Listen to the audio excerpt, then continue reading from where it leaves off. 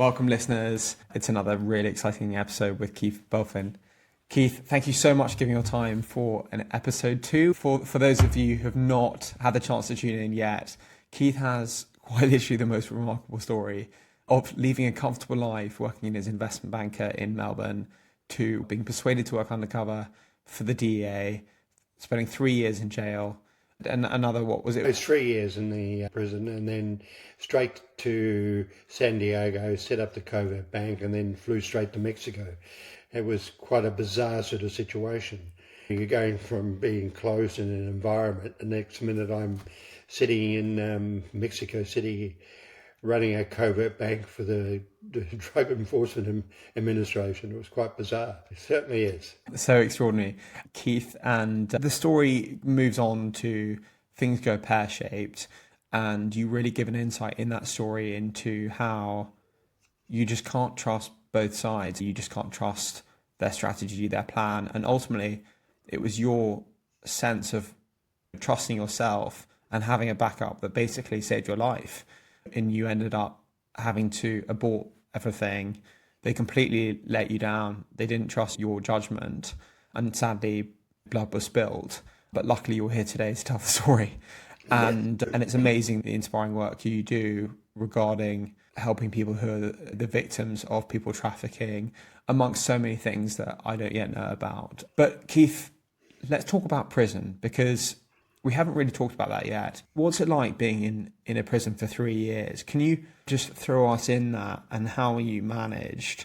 I'm thinking about the simple thing of confined space, not having control over so much of what you want to be doing, and then physically being threatened. I think you might mention you were stabbed. What did it teach you? The whole experience was to befriend these two Mexicans. So the journey in the prison was, because if you commit a white-collar offence, you're in a low-security prison or a prison farm, not in a maximum security facility where I was housed. But at the same time, even though I was with the two Mexicans, I had to still earn their trust. And there's so much jealousy within the prison, and so you've got to watch your back all the time. So there's people who want to stand over you, think you've got money, therefore they'll threaten you, and unless you pay them or try and bribe your way out of the situation, they in turn will attack you. And as in my case, I was stabbed twice, beaten over the head with a broom handle. But I'm an old rugby player, Arthur, so I can take a few knocks. But at the same time, it was a difficult journey. And when I got stabbed in the back, I woke up in hospital. But the neo-Nazis in the prison system, the skinheads, actually, because I was blonde and blue-eyed, thought I was one of them. So they actually started to look after me, if you like, which in a reality was quite a good thing, because they did protect my back from then onwards. But yeah, and I also suffered from claustrophobia, because part of the whole procedure was to put me into a unit where you're locked down for 23 and a half hours. And so you're locked in a unit for 23 and a half hours, only allowed out for 30 minutes. And I was in that facility for 2 months, and that was very hard. And then I began to suffer from claustrophobia. So I used to lie down on the bottom of the floor, and there'd be a big gap under the door, small gap, maybe like an inch. And I would lie there for hours, just breathing air, because I felt I just couldn't cope being in the small cell, locked up for 23 and a half hours. But it was all part of the experiment to convince the two cartel leaders that I was one of them. And as a consequence, that worked successfully, because no sooner was I released from prison, I was on an aircraft to San Diego and then down into Mexico City to open up a covert bank. And it was quite surreal. You've gone from a maximum security unit, suddenly you're out of the system and you're on an aircraft to America to start a new life. And it was, in a way, that was quite good, because you're in a different country and people didn't know anything about you. And I thought that was a good start. I could start a sort of new life. But going from prison to working with the cartels is like stepping out of the frying pan and into the fire. I had no real knowledge of the cartels. And when I saw the film Traffic, so I had a little bit of an insight. But that's a film, and and you don't understand the significance of the cartels until you're physically in Mexico City, and then you meet them, and you meet their bodyguards, and you then suddenly the realisation of how dangerous these people really are. The DEA said to me, we don't want to give you too much information and we don't want to give you all the background on how these people operate, because we feel it's safer the less and let you stumble through that situation yourself. And that's exactly what happened. I was very naive in terms of how these criminal organisations work in Mexico. It's surreal, because if you're in a movie or watching television, you see it, it has an impact on you, but you get up and walk away. Here in Mexico City, and the first time I met a cartel leader was in Mexico City itself, and he said to the people concerned in Spanish, "Can he be trusted?" And they said, "Yes, he can be trusted." So basically what they're saying, if you say he can be trusted and he lets us down or becomes an agent or throws us under the bus, we don't go for him, we come for you first, because you said he could be trusted. So when you say you can be trusted, you're putting your own life on the line. So you really have to know who you are and who you're dealing with in that sort of situation. And when I met him, he was the son of the major cartel leader in Mexico City. When we left to go to his father's office, I was in the car, so there was a driver, then there was what to call an operator with a walkie-talkie. There was the son and myself behind them, and then 3 bodyguards behind us with semi-automatic weapons. And in front we had a car with 4 bodyguards. Right behind us we had a car with 4 bodyguards. And we had 6 motorcycles.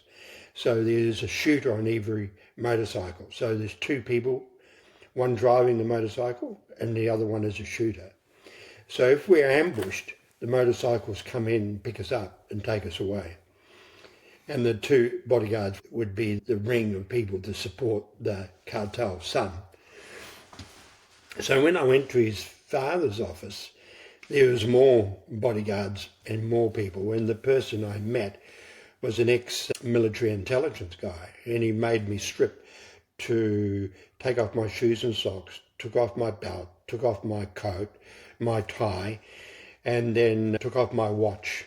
I left everything outside. He had an electronic device to see if I was wearing any wire. And I knew from that moment onwards I could never wear a wire or try and record any conversation with him. And then I went in and met his father. And what they say in Spanish, if we can smell the fear, we know you can be trusted. So you are trembling with fear and you are perspiring, because you know that anything you could say that would be perceived as wrong or give them a signal that you could be an undercover agent, you would be executed on the spot. So it's quite a frightening experience. And Keith, this cartel leader, maybe he inherited the business, but he must have been a really bright operator. Were you impressed by his intelligence? Absolutely. The son had been to university. The father had not. But the father was a very sharp business guy. And he talked about the sugar industry, because sugar industry is cocaine. So he says they were in El Salvador and Nicaragua. They had operations in Costa Rica and in Panama. They had clients in Venezuela, Colombia, of course. But he would talk all about the sugar industry. We control sugar industry in El Salvador and Nicaragua, for example. And straight away he's dealing with cocaine. And the amounts of money that they had. Because when I went in and talked about my banking ability, how I can move money, he said, all right, I can give you 900,000 today, and I can give you cash today, and I can give you $9 million next week in cash.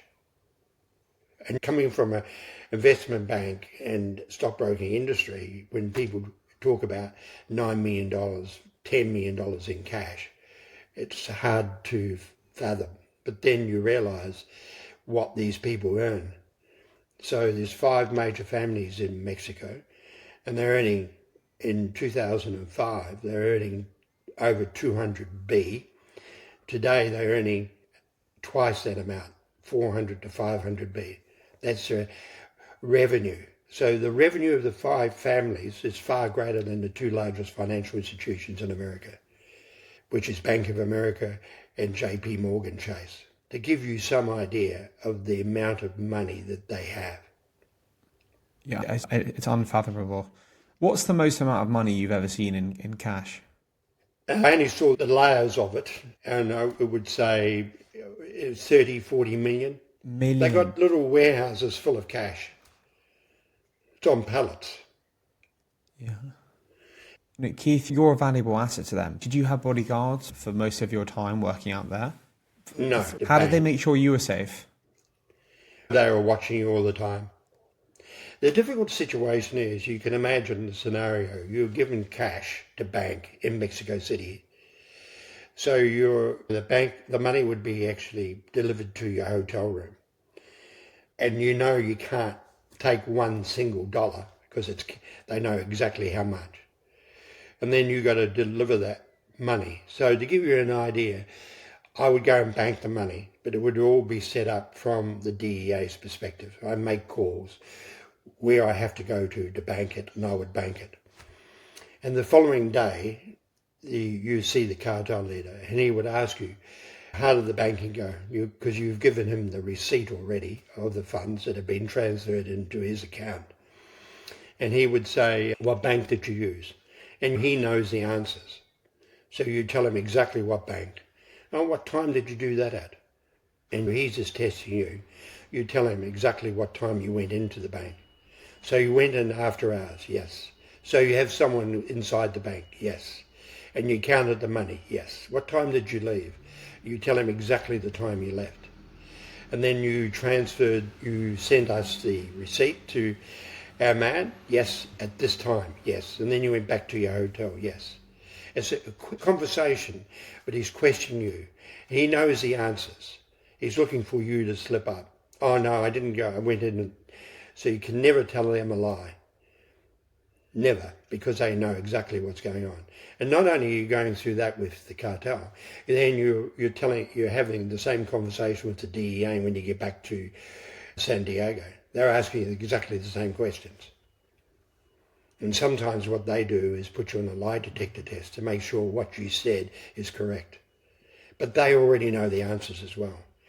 It's quite intimidating, and it's quite stressful because you're trying to memorize every detail, and you're relaying it not once but twice, and sometimes 3 or 4 times. Interesting. There's a leader, I won't say which country, but let's say a very controversial figure, and before he has meetings, he'll have a big file on someone, and he'll hint to them, he'll ask them, he'll make a comment, and but the comment will be based on information that is so niche. It'll be such a niche bit of information about their lives, just as a power play, just so that the person who he's with knows that he knows exactly what's going on in their life. And it's just like it's a crazy kind of power manipulation to be able to do that. And what's interesting is you talking about that kind of way of testing you. You must have been nervous. I was, but they knew my background anyway because of the 2 guys I had befriended within the prison who spoke very highly of me. So they knew my background. So they knew exactly where I lived in San Diego. They knew how many children I had in the house. They knew what's primary school, what kindergarten, and where my German wife went to and worked. They knew exactly what classroom she was in. They knew who our friends were. They'll let you know that is the case. So the conversation could be, how was your flight? My flight was good. So you arrived this morning? Yes. So why did you come via Dallas? Because I flew American Airlines. And how was dinner last night in La Paz? And you go, oh, it was good. And the steak was good? Yes. Really? Was the waiter nice to you? Yes. Really? Yeah. So they know everything about you by the time you arrive for the meeting. They can even say to you, I saw you had breakfast this That's morning. quite extraordinary. Yeah. Their information is incredible.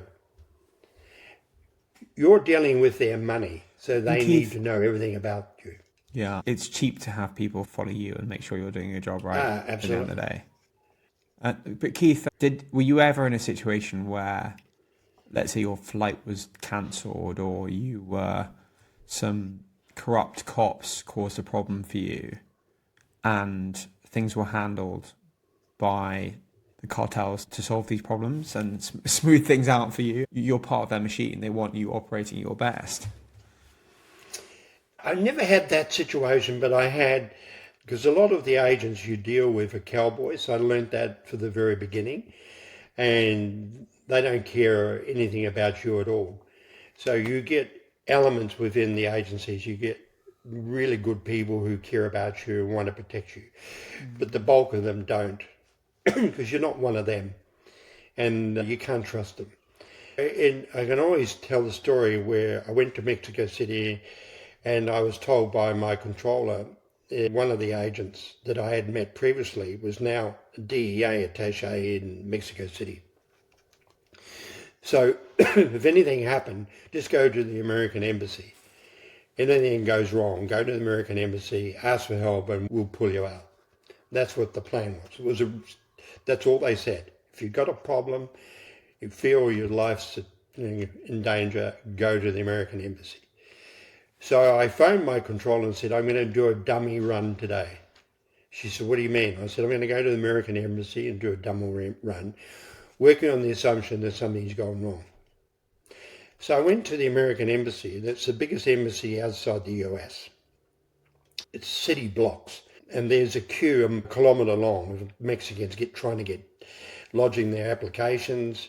So I went to the front gate where there's a US Marine and said to him, I need to see this person. Gave him a name. He said, are you American? And I said, no, I'm not. You go to this line. So we had a game of tennis between him and me. It would have went on for 15 minutes. Where he refused to help me because I wasn't American and kept telling me what I should do. I kept telling him, this is what I've been asked to do. Eventually he makes the call. And the DEA attaché, who knew me, came down.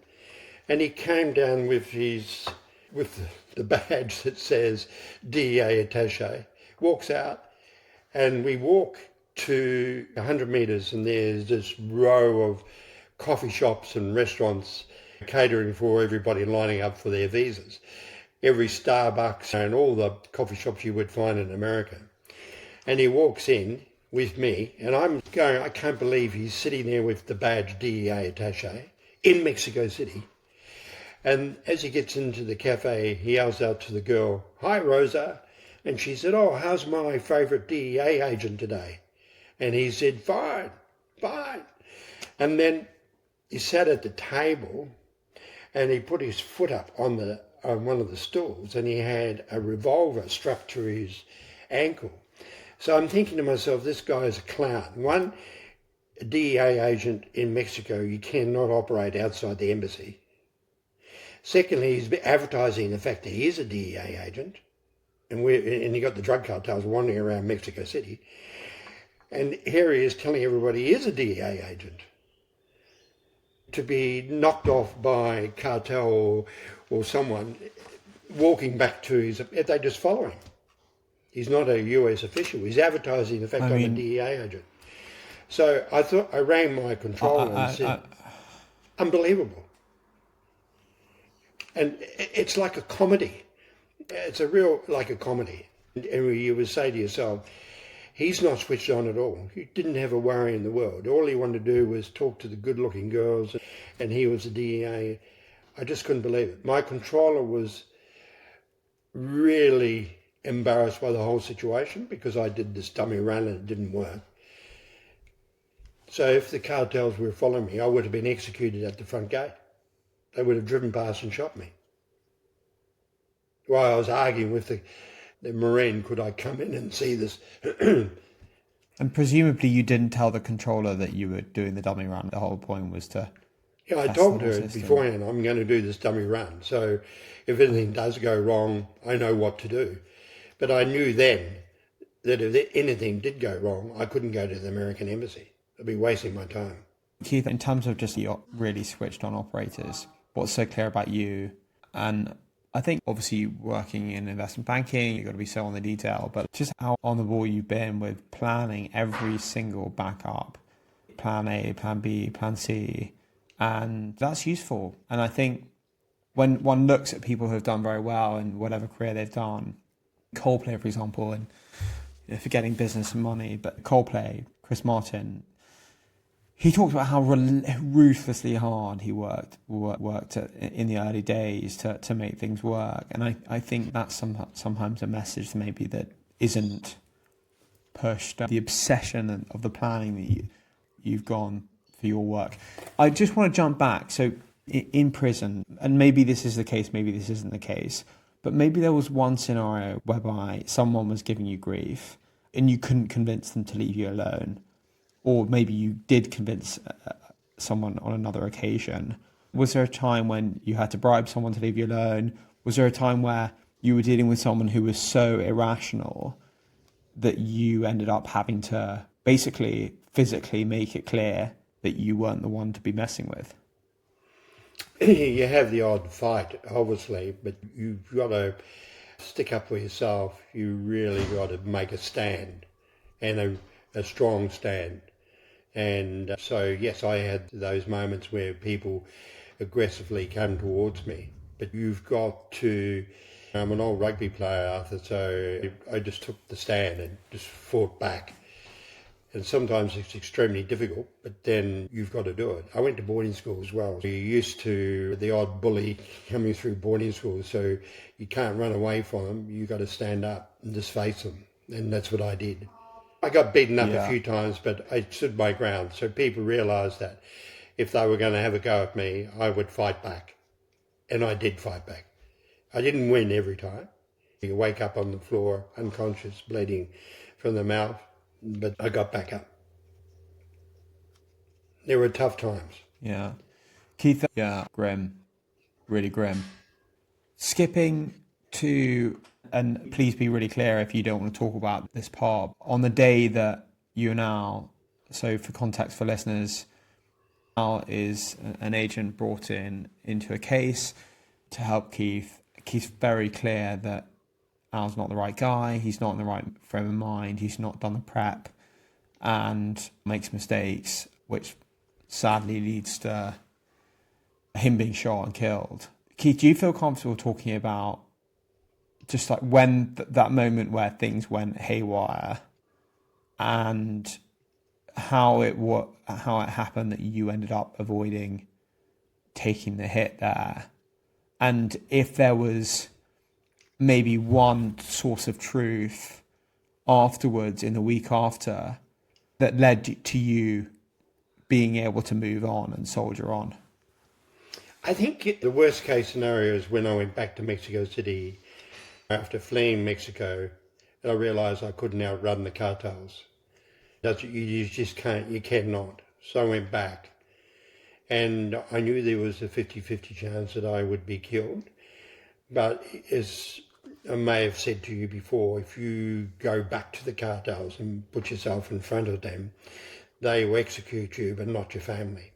So I was thinking more of my family. I was thinking if I go back to them, worst case scenario, they're going to kill me, but my family's safe. And that's what I did. So I then was up to the Colombians to make a choice whether I live or die. So that meeting was organised by my Mexican friends, and it was in a warehouse. But I had their money. I had transferred their money into an account, and as a result, it was over $10 million. So the Mexican said to me, "There's a 50-50 chance you'll live, but they could just execute you for the sake of execution." You understand that? And I understood that. But I kept saying to them, so if they execute me, they won't touch my family. They said, that's guaranteed. We'll guarantee they won't touch your family. But there's a 50-50 chance. So you walk into this meeting knowing there is a 50% chance you're going to be executed. And I kept saying to myself, I know how they will do this. It'll be a gun to the side of my head and I'll be executed. And I had visions where the Jewish people in Germany during the Second War were kneeling and they'd be shooting one guy after another and you fall into a grave. I remember seeing that in films and I thought that was my situation. As the Colombians came into the room, they had bodyguards and their bodyguards behind me and the Mexicans were sitting at the table as well. And they were arguing on my behalf. But I just had this vision of this guy sticking the gun to my head and pulling the trigger. All the fluid in my body had come out of my system. I had basically no fluids whatsoever left. I was very dry, trying to drink water. I spoiled my trousers because I was in a suit. And first of all, I had to show them the transfer, which I did, so they knew the money was safe. And then they said that now we have to execute this guy. They were talking Spanish to the Mexicans. And the Mexicans were arguing about, no, he's a good banker, we should keep him. And they were saying, no, it's principle. We just got to kill him now. That's what's going to happen. And I can understand Spanish to a certain degree. But then my friend who I befriended in the prison then came up with a brilliant strategy just at the moment. He said, before we kill him, we need our commission. They said, what commission? He's transferred the money to you. You need to pay us a commission because we organise the banking for him. And the commission is X, Y, Z. And they said, no, we're not going to pay commission. So the conversation moved from killing me to the commission. And the Colombians were adamant they didn't want to pay this commission. And they said, so Carlos said to them, okay, if you're not going to pay commission, let him live because he's our commission. He's our banker. And they looked at me, looked at them and thought it was $500,000 or $600,000. And they thought, we'll leave him to you, and walked out. But until that point, I thought I was going to be executed. You know those little moments that lift your day? A smile, the sun coming out, or a piece of chocolate? Audrey's Chocolates have been handcrafting chocolate for over 70 years. Chocolate to die for. It comes in beautiful boxes that make for the perfect gift. Or bars of chocolate that feed daily joy. Discover your moment of joy by visiting audreyschocolates.co.uk and treat yourself to 10% off using the code TheCollective10. That was the most dangerous assignment, the most dangerous situation I've ever been in my life. And so when they'd left, Carlos and the Mexicans took me outside, told me to take my clothes off, which I did, and then they hosed me down with a hose because I had lost all the fluid in my body. But at that time, I was numb. I was numb with feelings. And standing there being hosed down a cold night in Mexico City with a cold hose, I couldn't feel the water. And for days later, I just couldn't figure out where I was or what was happening in my life. It was like I was frozen in time. And even now, you have the odd nightmare about it. But it was just how that friendship I developed in the prison actually saved my life. Incredible situation. Yeah, it was tough. It's funny, the world works in a weird way where sometimes you can't keep in touch with people for various reasons, but they always stay with you, that connection. And obviously it's a complicated situation with you and your friend, but no doubt they're in your mind a lot. Absolutely, absolutely. It's the first thing you think of all the time through the prison, working undercover. You think of your family And you got to think, oh, I'm here to protect them. Whatever I do, I must protect them at all costs. And the Mexicans think that as well. They're family-oriented people. But if you do them wrong, they'll eliminate the whole family. Yeah. Keith, let's move on to the next chapter of your life. Give us an insight into what you then spent time doing. And you've had this amazing exposure and experience, which is a head spinner in many senses. Were there situations that were also intense that followed that period? I think one of the situations we had, which is quite interesting in itself, Iran was providing money to various groups within Bahrain when I was in Bahrain, because there was the uprising after the 2013, the Spring Offensive, the Arab Spring Offensive. So a lot of money was coming in to provide to the Shiites to cause disturbance in Bahrain. But at the same time, the US government were interested in this banker from Iran. He was actually Syrian, but working for the Iranians. But he was funding various groups in Europe as well, because he had been tracked to various parts in Europe. So we're trying to figure out how he got the money to Europe, because he wasn't using any banking system. And as it turned out, he had a relationship with a policewoman at the German embassy. So we then I befriended the policewoman and went out for dinner a few times with her. And so we came to the conclusion that he had this romantic relationship. He was wining and dining her, taking her to penthouses and befriending her. And then we stumbled across that she was going to Berlin and carrying a diplomatic bag. And we understood in the bag was cash.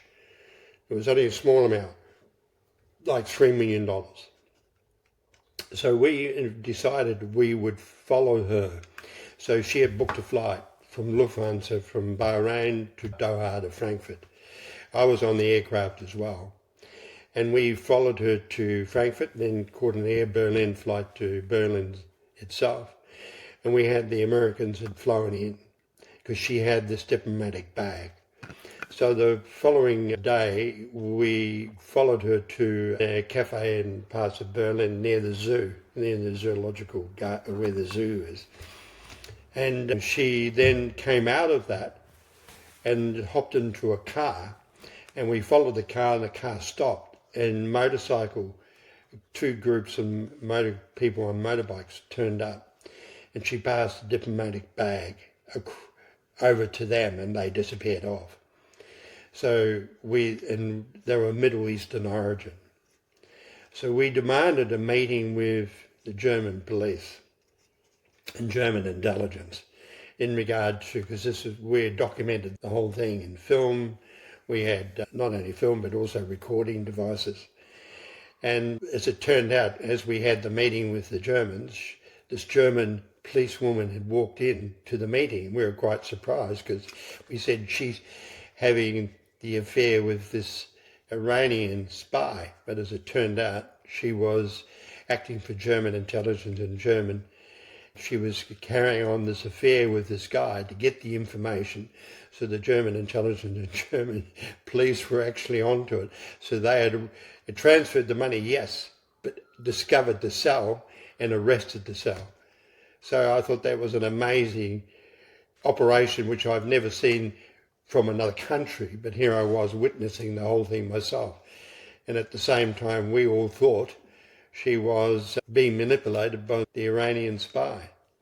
So that was quite an interesting journey, an amazing story. Wow. So, yeah, incredible.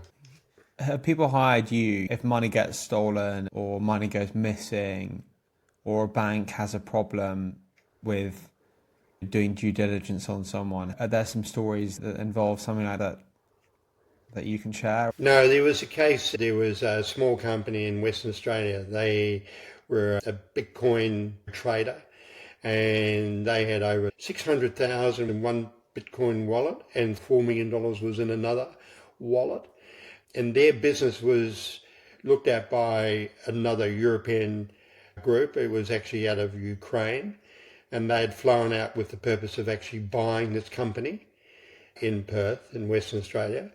And what, unbeknownst to the people in Perth, they had put in spy equipment in their offices and worked out the password to these wallets. And I think there was a lot of money involved, in excess of $12 million. And so this company in Perth thought they were selling to this Ukrainian group. But as it turned out, they had spied on their technology, worked out had the password to the wallets, and they decided the weekend they would do their due diligence and come back to the people in Perth on Monday morning, because they were staying in a hotel in Perth. And as a result, they flew to Europe and stole all the money. So the federal police were involved, the state police was involved, but they got a hold of myself and asked if I could track it down. So in terms of large amounts of money, I can. So I was able to use my contacts and to find out who the group were. And I can't reveal on this podcast, but we managed to locate the actual people involved, and we were able to track them. And we didn't get all the money back, but we at least got 50% of the money back in that particular situation. Well, that is quite remarkable. If it's a major company or corporation, or you've got other groups who've lost money, it's a sizable amount, then I can use my resources to get that. But you need to pay for it, and it's quite expensive. And normally the success rate is we would manage to get back maybe 50 to 60% of the money. You'll never get it all back, but we'll manage to get back 50 or 60% of the money. Then you have to use leverage to get it. And in all cases, we've been able to negotiate with them, give us the money back, and there'd be no further drama for them as such. But small amounts of money is difficult. Keith, looking at the internet now, it seems that from the outside, it's so many markets are so efficient, right? There's such visibility on who's interested in buying what, who knows what, who has what information.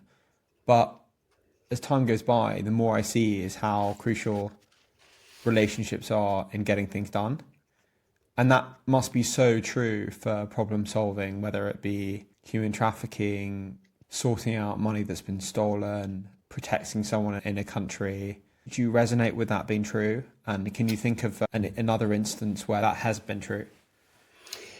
Absolutely. I think the situation is law enforcement follow the book, and it's extremely difficult for them to track the movement of digital currency or in digital banking. They're at least 5 or 6 years behind. And a lot of investigators are from police, and police don't have that financial ability. And I think where my situation is, being in covert banking and working with various criminal groups. So when someone loses a lot of money, the best people to reach out to is the criminal groups themselves. And you say to them, this is the amount of money that's gone missing. There is a reward for it. And it's no use going to law enforcement because you're not going to get anywhere.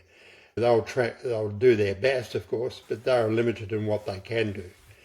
Whereas if it's a financial institution or a company that's lost money, then there's contacts within the groups that I dealt with, intelligence, criminal groups. You can reach out to certain people and you'll eventually find out who took the money, where it went, and you can come to some arrangement for some of those funds to be repaid. Really fascinating. Really fascinating. I'm thinking about the world of jewellery thefts in Europe. It'll be small circles that really know. Yeah. And you've got to work in, and it's trading off. My expertise is banking and finance. So within that criminal world, they understand that. So if someone said, I've lost $10 million worth of jewellery, and you can come to some arrangement with them in terms of you've got banking skills, you know us, we know you, and deals within deals, so to speak. But if you go to the law enforcement agencies, you're not going to get anywhere, nowhere, because they follow the book, and they also they've got their own methods and they can carry out certain investigations, but in terms of actually resolving, it's extremely difficult for them.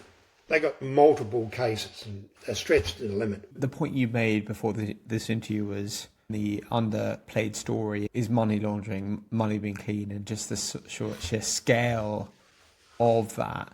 How difficult? Run us through how people launder money and the sort of basics of managing money for one of these organisations.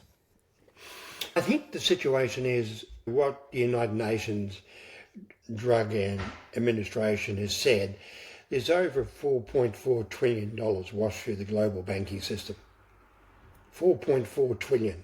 And what the US Department of Justice said, there was over $1 trillion washed through the global banking system in America alone.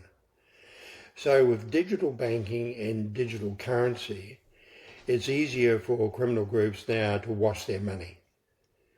And this is a means for them to do it.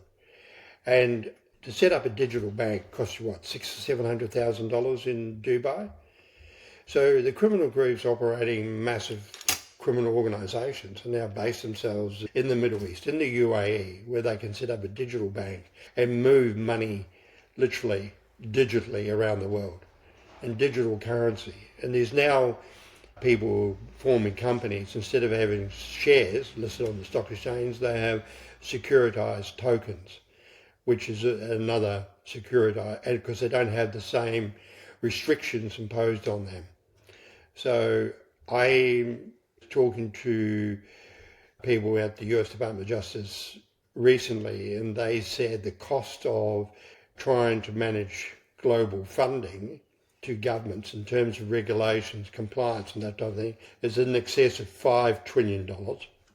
And they anticipate that money being washed through the global system because of digital will reach a staggering height of about 8 trillion, and the cost to governments will be the same. So it's becoming far more sophistication. There's a lot of sophistication. So the story is follow the money. That is the key. Attack the balance sheets. You can stop the growth of criminal organisations simply by attacking their balance sheet. Forget about seizing drugs, chasing after trafficking units. Just attack their financial operations. Because if they don't have any money, they can't operate. They need money to operate. There's bribery, corruption. In trafficking, it's all about people within government agencies, government employees, police, army, a network of corrupt officials. And the same in any criminal organisation. You need your links within government agencies and the police, law enforcement, government regulators, people within banks. I imagine you need huge international cooperation in terms of sharing data, because it's all well be able to freeze assets in one country, but if they're moved to another country, it's a harder game to play. Correct. And Keith, you talked about this concept of the jigsaw method. I'd love to hear you talk about what that is, and maybe there's a story that explains that really well.